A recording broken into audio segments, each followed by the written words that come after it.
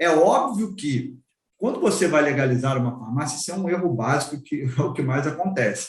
Você, na maioria das vezes, se assina o contrato de locação para depois fazer a busca prévia de local, né? Onde, na verdade, deveria ser o contrário. Você precisa fazer uma busca prévia de local, saber se a prefeitura vai autorizar o funcionamento naquele local, para que você possa depois assinar o contrato de locação com uma segurança maior, sabendo que a prefeitura autorizou o funcionamento da sua farmácia naquele endereço.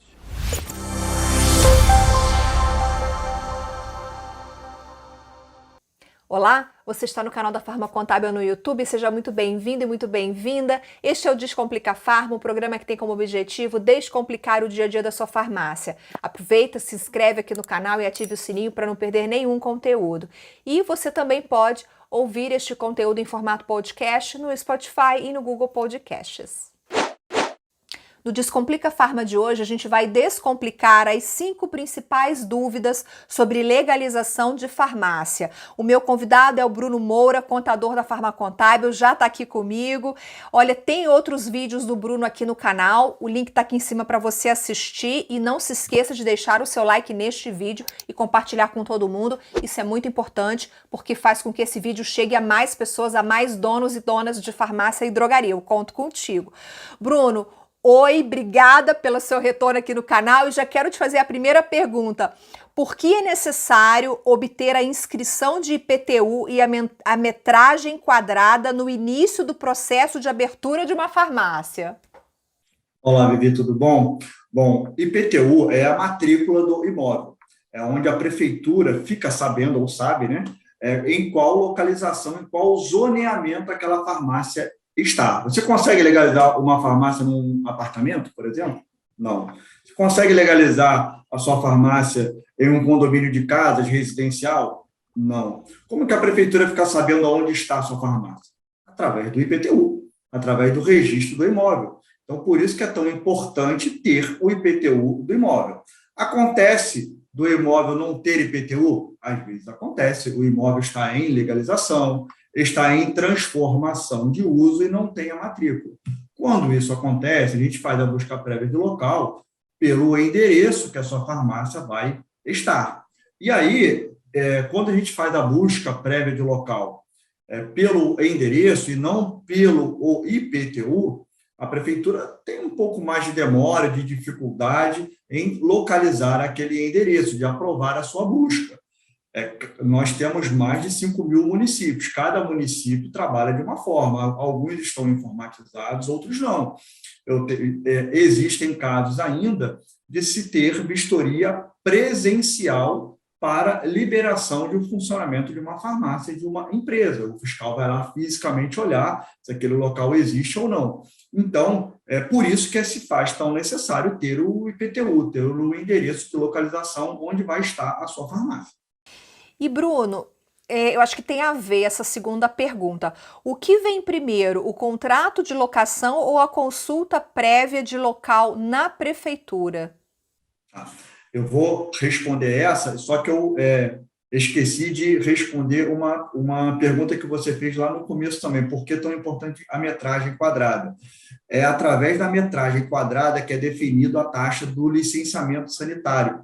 Algumas prefeituras cobram a taxa de licenciamento de acordo com a metragem que consta no IPTU. Ou, quando não se tem IPTU, você precisa informar a metragem quadrada para se definir o valor da taxa da vigilância sanitária. Tá? Respondendo a sua pergunta agora, é óbvio que, quando você vai legalizar uma farmácia, isso é um erro básico, que é o que mais acontece. Você, na maioria das vezes, se assina o contrato de locação para depois fazer a busca prévia de local, né?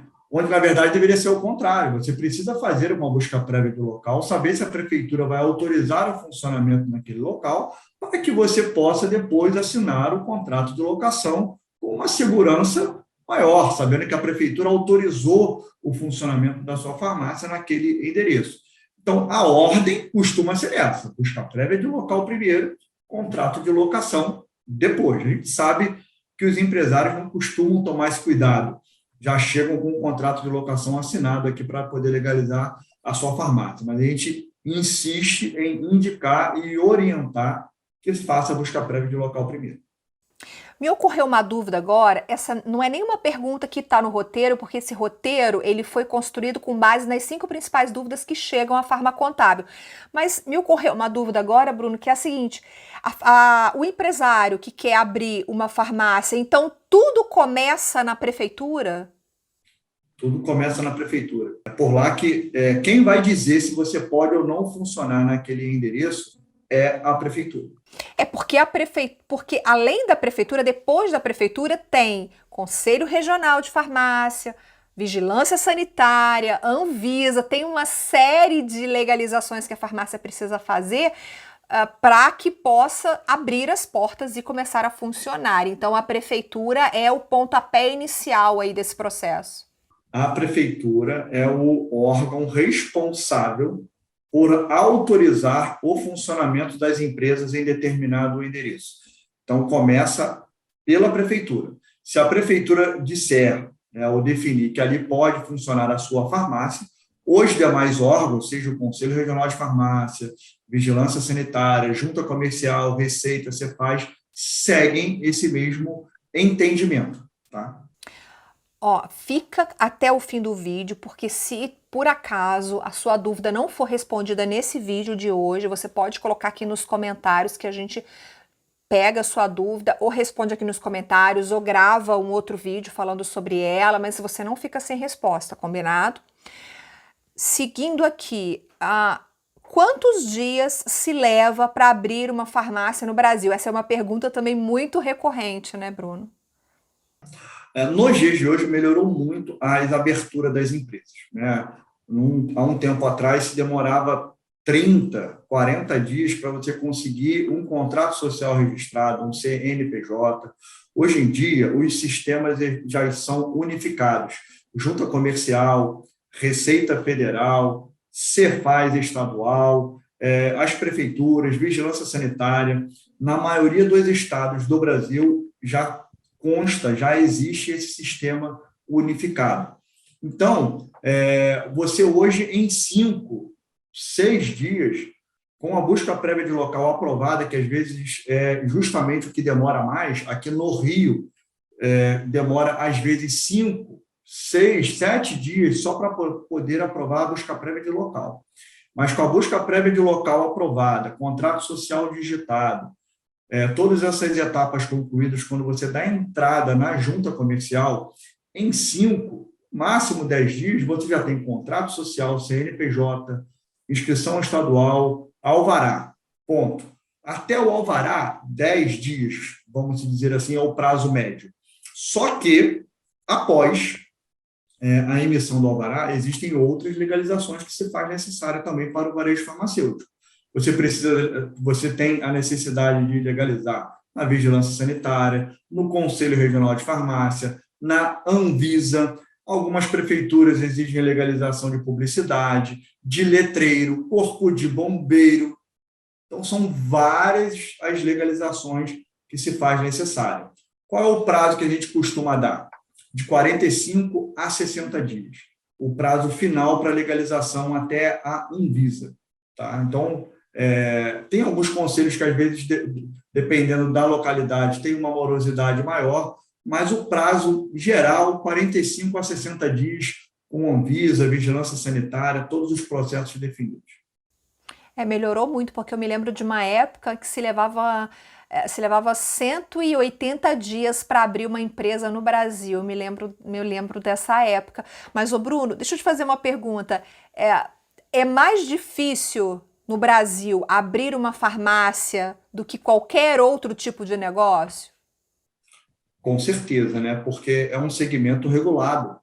Você tem a necessidade de efetuar legalizações em conselhos, né, que em outros segmentos não.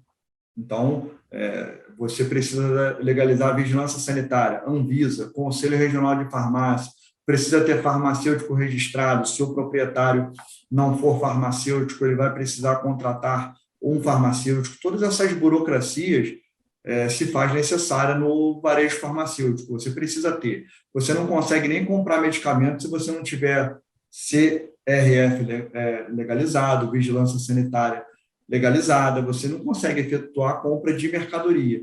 Então, sim, o varejo farmacêutico tem mais burocracia na legalização do que em outros segmentos. Mas eu não fiz essa pergunta para te desanimar. Se você não tem farmácia e está querendo abrir uma, não desanime, porque é um segmento que, por exemplo, a gente não fica sem medicamento, é igual alimento, é um bem extremamente necessário, né? Então, é difícil abrir, mas também tem outras vantagens. Bruno, uma quarta pergunta: por que primeiro se deve fazer o certificado digital da pessoa física e depois o da pessoa jurídica? Vamos lá. Os contratos sociais, as alterações de contrato, nos dias de hoje, elas podem ser assinadas por certificados digitais. O que é o certificado digital? É a sua assinatura eletrônica, seja na pessoa física, como também ocorre na pessoa jurídica. Quando você vai constituir uma farmácia, vai constituir uma empresa, você precisa, inicialmente, assinar o seu contrato social. E para que você possa assinar o seu contrato social, você precisa de quê? Do seu certificado digital, pessoa física. A certificação digital na pessoa física, ela acelera e muito os procedimentos de legalização. Existem alguns estados que ainda aceitam as assinaturas manuais, mas a maioria dos estados hoje aceitam a certificação digital como procedimento de assinatura. Isso facilita e muito a constituição das empresas. Então, é óbvio que antes de você conseguir o CNPJ, você precisa assinar o contrato social. Para que você possa assinar o contrato, você precisa ter o certificado digital pessoa física antes do de pessoa jurídica. O de pessoa jurídica somente após a sua constituição. O problema, Bruno, é que o certificado digital ele perde a validade. Eu já perdi as contas de quantos certificados digitais eu já paguei. O certificado digital, existem basicamente dois modelos, né? Existe o certificado digital A1, que ele tem validade de 1 ano, e tem o A3, né, que tem validade de 3 anos.